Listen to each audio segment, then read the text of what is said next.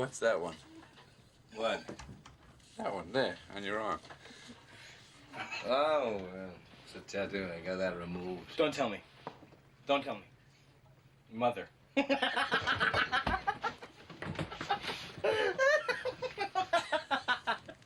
What is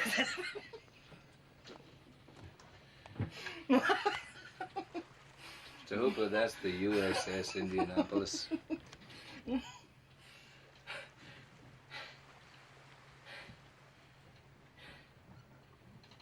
You were on the Indianapolis? What happened? Japanese submarine slammed 2 torpedoes into our side, Chief. He was coming back from the island of Tinian to Lady, just delivered the bomb, the Hiroshima bomb. 1,100 men went into the water. Vessel went down in 12 minutes. Didn't see the first shark for about half an hour. Tiger, 13-footer. You know how you know that when you're in the water, Chief? You tell by looking from the dorsal to the tail. JAWGUST. JAWGUST.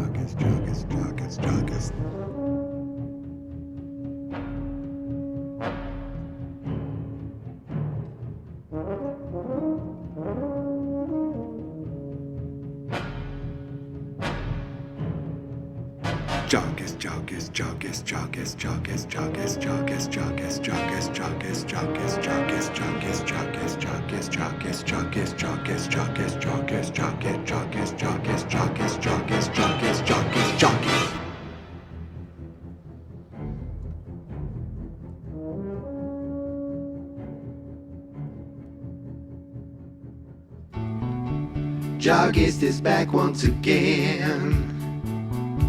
Jaws is 50, so I thought, my friends, for you to come with me as I go back to Amity. A 31-day podcast, talking 4 minutes of Jaws each day. It will be another month-long show for me, and I hope to see you there, 'cause JAWGUST is back again.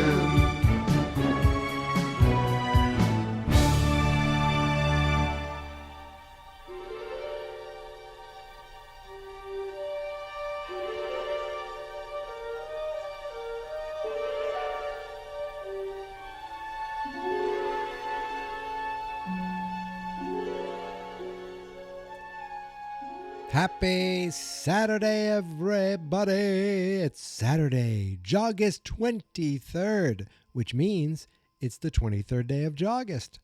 It's the 23rd day of Golden JAWGUST, and for the 23rd day in a row, I am here talking 4 minutes of Jaws to you.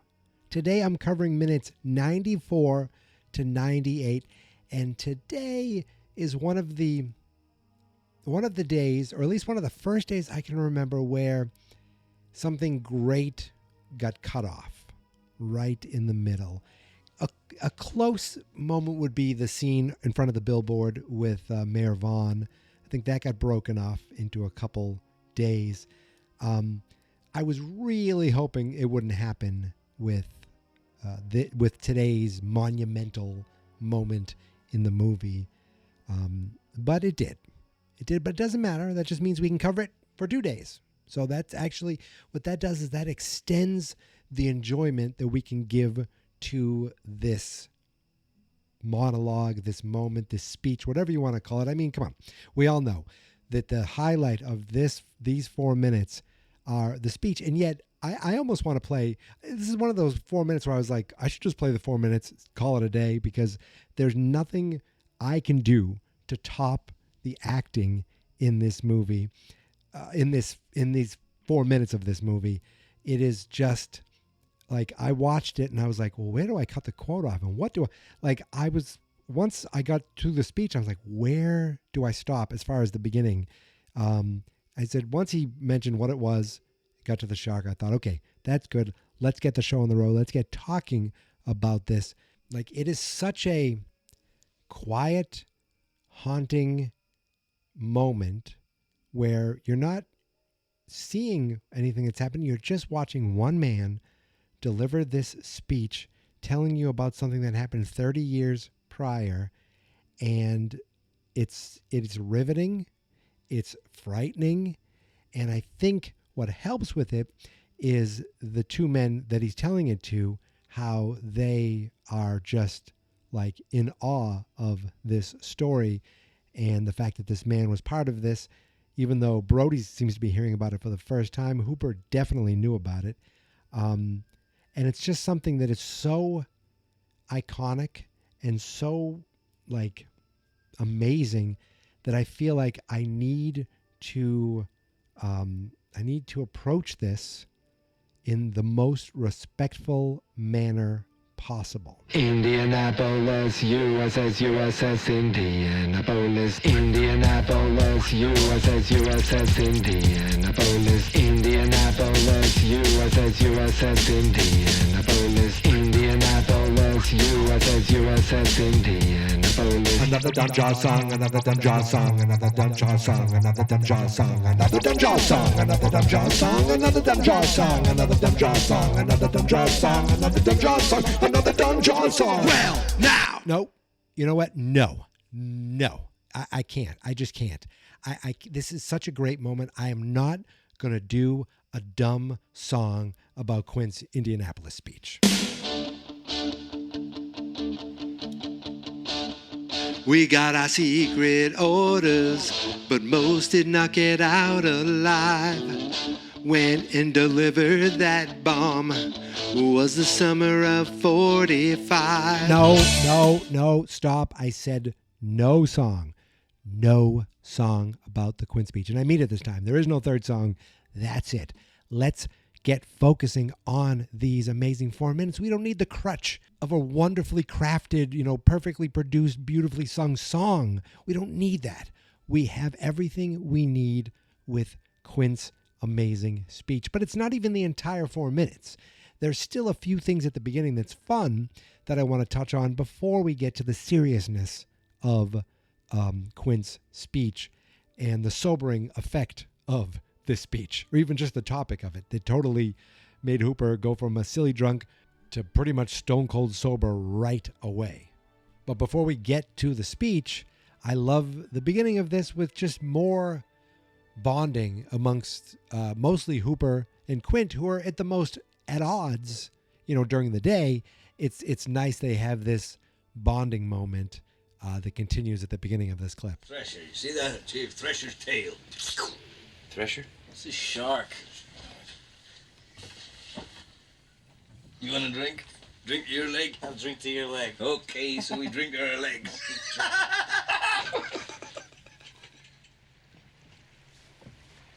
I got the creme de la creme. Right here. Hold on. Yeah, you see that? You're wearing a sweater. Right there. Mary Ellen Moffat. She broke my heart. Oh,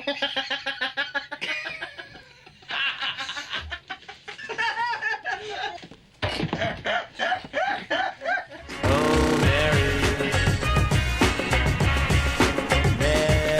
Moffat. I wonder if she's lonely. I wonder if she'll hear this song. So there's a lot of things in just that short moment.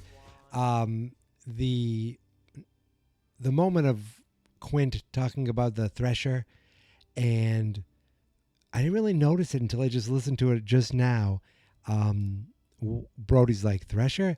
And the way Hooper says, it's a shark. Like, try to keep up, man. It's a shark. Like, us two guys over here, we're shark experts. We know this stuff. It's a shark. That's the way it sounded to me. I never heard it that way before, but I'm hearing it now. Plus, it makes him sound a little drunk. But I love a drink to your leg. Let's drink to our legs. That and Quint's laugh, like there's certain things where, sometimes laughing in movies feels like, I don't know, you're trying to do something. Other times it seems natural. And look, each one of these guys is an incredible actor. So it could have been 100% acting, and the moment they hit cut, they just stop. But it feels so natural, either because they really were having a great time at that moment, or they're just all incredible actors. And just to let you know, that song that you heard coming out of the clip is a song by a band called TV Girl. The song is called Mary Moffett. Not Mary Ellen Moffat, but Mary Moffett, E-T-T.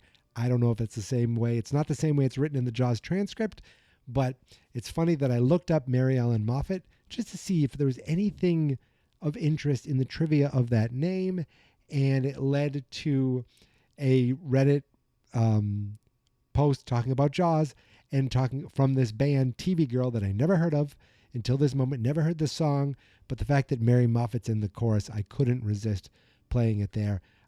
It's an unreleased song from the lost album Blurry Girls, I guess around 2012. I don't know TV Girl at all, but I will put a link to the full song in the show notes if you want to listen to it. I love that Hooper's like, here, right here, like, he just wants to show his heart. And I think as a kid, I was looking for a scar and thought, oh, there's some sort of, there is a scar there. No, there's no scar. It's just for comedic effect. He wants to show his heart. And I love that he pulls it away and his chest is so hairy. He's like, look right there. Look what I have. And what did Brody say? You're wearing a sweater, like, because of the hairy chest. I just thought that was a funny line.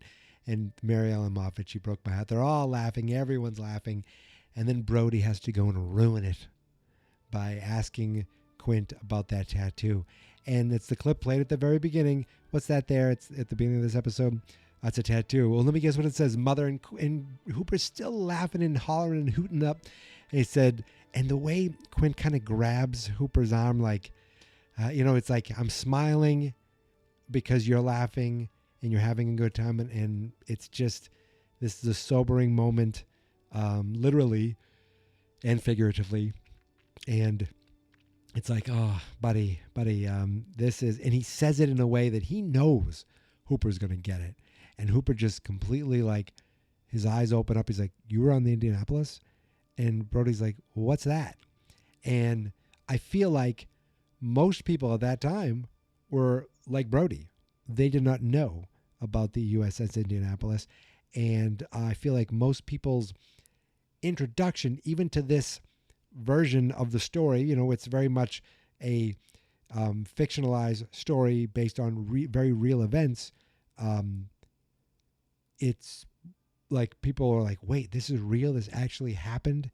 And yes, obviously, everyone at this point knows now, but I wonder how many people at the time are learning about it for the first time. And can you, back then, if you wanted to learn more, I guess you would go to your library and look for history books. You'd have to look through the Dewey Decimal Card Catalog or something. Like, how would you even look it up? You'd have to look up Indianapolis, or I guess you'd look up World War II battles, or you'd look up World War II ships. I don't even know. Where nowadays you type in USS Indianapolis and you'll get a full page and all kinds of references that you can go and read even more about things.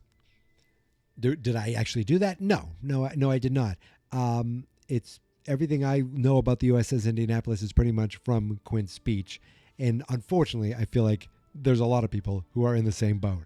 There's a lot of people who learned about it for the first time, and there's a lot of people who only know about it from this amazing moment. This was the second day of shooting. We got nothing the first day. Robert, who is an extraordinary actor, just extraordinary. We all knew he had a little bit of a drinking issue. And he did come to me and ask for my permission to have a few drinks before he shot the scene, because it was described that the boys were imbibing quite liberally, and they were, got to the point where they could giddily compare their battle scars. And I foolishly said, yeah, go ahead and have a couple of drinks. And, as we all know, we're not supposed to do that anywhere. And Robert went off and had some drinks. And then an hour went by, and we had the camera set up, and all of a sudden I saw Robert coming back on the ship, the Orca, from a support boat, and there were two crew members. One had him under one arm, the other had him on the other arm. And he was kind of walking, but he wasn't, his feet really weren't touching the ground. And they brought him into the set, and they plopped him down, at that table on the little red leatherette couch, and he sat there, and we tried the first take. We actually rolled on it. We had 2 cameras on Robert.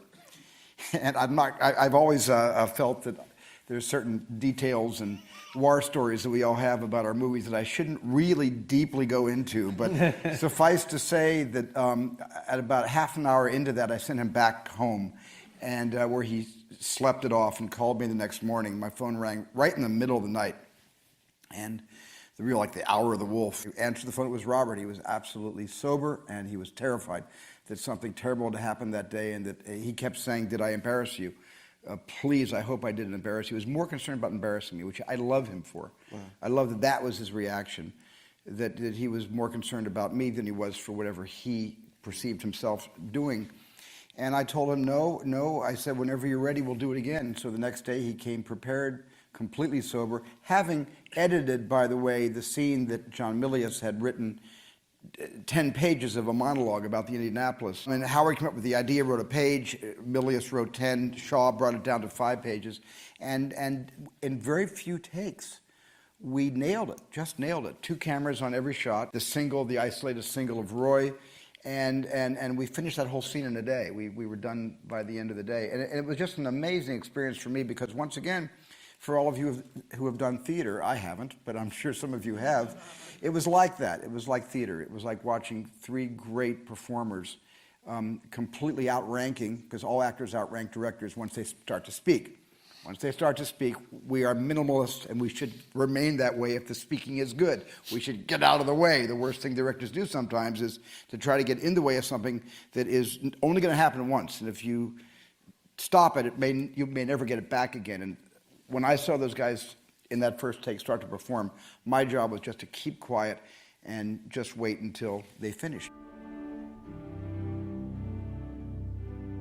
I wanted to play that entire clip from a video I got off of YouTube because it just is, it's coming straight from the director. You've always heard Quint, Robert Shaw was drunk. He tried it didn't work. He came back and then he nailed it in 1 take. And, you hear that, and then you hear Steven Spielberg say we did it in very few takes. So, I tend to, the legend is he did it all in once. You hear this, you realize they did it, probably in just a couple, and it was very extraordinary. And I love that, yes, this was all shot on the boat, and he just kind of stood out of the way. And he said it felt like theater, just watching these men do their things. And I love that there were 2 cameras. So it wasn't like get all Roy reacting, get all of this, and then splice it together with editing. It's have everyone reacting off of everyone for real, makes it more realistic. And I love his line where he says, the actors are, I don't know I can't even remember what he said, but basically once the cameras are rolling, your job is just to stay back and let them do their thing. And hopefully, it comes out as magical as it did in this scene. There was also an article from Where Else, the Daily Jaws, the best Jaws resource, talking all about the USS Indianapolis speech. I'll put a link to that in the show notes as well. And it just talks about how playwright Howard Sackler was brought in to he was an uncredited reworking of the screenplay, and he actually brought up the first appearance of Quint's USS Indianapolis speech. It says here that John Milius and Robert Shaw are both widely credited with helping flesh it out. And Sackler's original idea was, and indeed edited it down. As you heard in the clip, what did it say? John Milius wrote a 10-page script, 10-page scene. That's when I took screenwriting in college, the rule was for a theatrical screenplay, a page is a minute in the movie. So that would be a 10-minute speech. And then they said that Robert Shaw, because Robert Shaw is a well-known playwright and novelist as well. And when I say well-known, I mean I learned about that this year. He took a pass and edited it down to 5 pages. And I think it helps to be able to, you have a way with words. You have a way with writing words. So when you're reading words that you wrote, you can make them, you know exactly how you want them to sound, why you wrote them that way. And I think that helps in making everything that Robert Shaw said in this speech that much more believable. The article goes into much more detail, so I think you should definitely check that out. Again, I'll put it in the show notes so you can link right to it and read that. It looks like the article is from 2023, so it's not that old, as far as for a 50-year-old movie. This is just a blog post that was written just a couple of years ago. What we didn't know was our bomb mission had been so secret. No distress signal had been sent.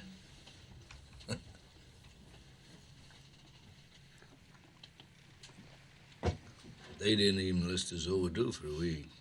So these men are, their ship goes down in 12 minutes. And if you think I'm not going to play every moment of this speech, you're high.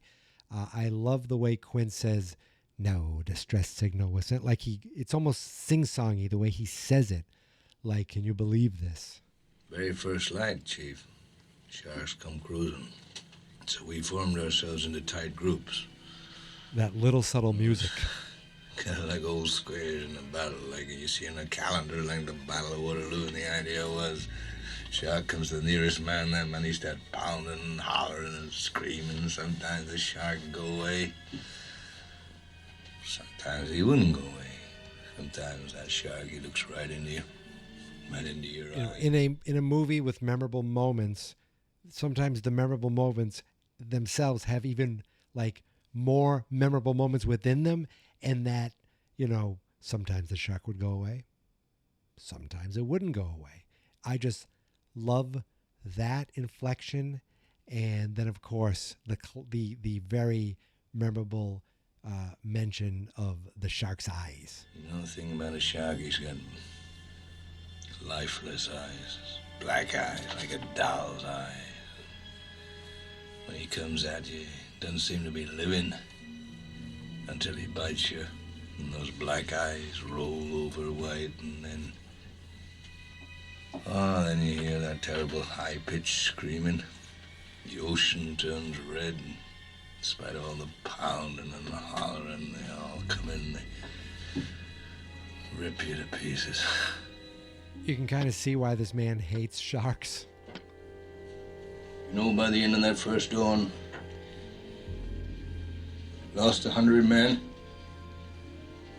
I don't know how many sharks, maybe 1,000. I don't know how many men. They average 6 an hour. On Thursday morning, Chief, I bumped into a friend of mine, Herbie Robinson from Cleveland. Baseball player, bosun's mate. I thought he was asleep. Reached over to wake him up. Bobbed up and down in the... God damn it, that's where it cuts off. I wish that I could get the whole speech in there, but no, it cuts off with him talking about his good friend, Herbie Robinson from Cleveland, a baseball player, bosun's mate. What the hell does that mean? Well, a bosun, if you believe Google, a bosun is short for boatswain. Okay, a boatswain or a bosunin or a bosun, also known as a deck boss or a qualified member of the deck department, or the third hand of a fishing vessel, the most senior rate on the deck department, and it's responsible for the components of the ship's hull.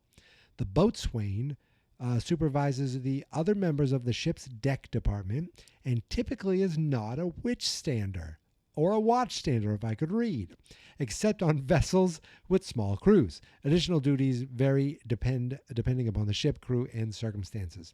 The word boatswain has been in the English language since approximately 1450, and of course, bosun is a word that Quint would use. Of course he would. He's a Navy man.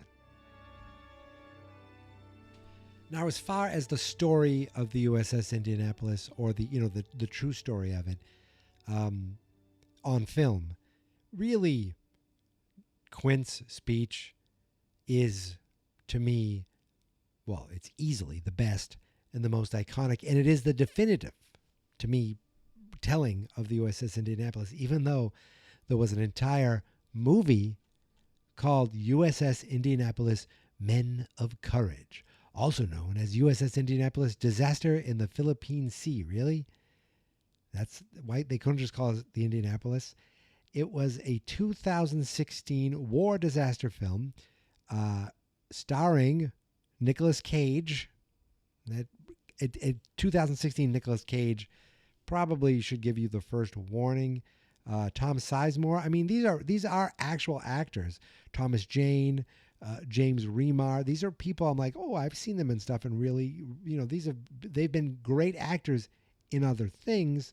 This seems like kind of I'd say a low budget movie, but it was a low budget movie, but not like a zero budget movie. It looks like it had a budget of $40 million, and it made almost made $2 million. It almost made $1.7 million. So I don't know if it was something where it gets distribution all over the world. I have no idea how this movie even got made. But the crazy thing is, and I don't want to talk about the sequels, especially not today, but this movie was directed by Mario Van Peebles, and he knows a thing or two about being eaten by a shark. That's all I'll say. And you know what I'll actually say? Not to reference, again, a sequel, but for Quint, it's always been personal. That line is stupid, yet if you were to say, for Quint, it's personal. Yeah. And you'd be like, wow, that's almost like perfectly makes sense for him. And, I don't like that the speech got cut off, but those are the rules to JAWGUST. And even better, we can talk about it again tomorrow. There's a little more of the speech, and we can focus on those moments at that moment tomorrow. Probably tomorrow night. That's what I'm guessing. It seems like I just do these all at night now. It is Saturday night, and it is 10:44 p.m. as I am finishing recording this. And I am going to get this out to you pretty soon because I think I'm done. We went over pretty much the entire clip. I think I played everything in it because it was all worth it. From Hooper and Quint joking around at the beginning to Brody bringing up the tattoo. And that is what caused Quint to just kind of reminisce. And I feel like he's told this story before, maybe. I wonder, is this the first time you think Quint's told the story like this? I don't know. The lifeless eyes, I feel like he's honed that over the years. I don't know. I feel like I'm cheapening it by thinking he's told the story multiple times. But you know what? Maybe he hasn't told the story at all, but these are his thoughts. And, he's a rough and tumble man from the 40s and from the 70s. And he's probably not one to talk about his feelings all that much. So maybe he's been keeping this inside, and he's kind of using this moment to let it all out therapeutically. And he still has more to go. It's not over yet, but we do know the moment it ends, some levity happens afterwards. But that is for tomorrow. And after today, there's only one Saturday left. We are closing in on the final days of JAWGUST, but we still have over a week to go. So let's enjoy it each and every day. But as for today, yeah, I think I'm done. So I'll be back tomorrow. I always am, at least for now. But until then, if you want to get a hold of me, you could follow me on social media, Geek Mentality, pretty much everywhere except TikTok, which is Geek Mentality Mike. You can also email the show, geekmentality@fans.experts.com. You can also leave a voicemail if you'd like. Yes, that's possible. fansnotexperts.com/voicemail brings you right to this little website. You click the record, no app to download, no number to dial. It's really easy. You can do that. Or if you're on Apple or Spotify, you can leave a comment or a review or a 5-star rating if you want. Those are available. Unfortunately, I only accept 5-star ratings. Anything below that will be rejected. And I will write a very sternly written letter about how 4 stars, 3 stars, 2 stars are unacceptable. 5 stars or get the hell out of here. Oh, no, wait. I'm sorry. Don't go. Please come back tomorrow. Please clap. Yes, I love that joke, and I will use that forever. That's it. I'm done.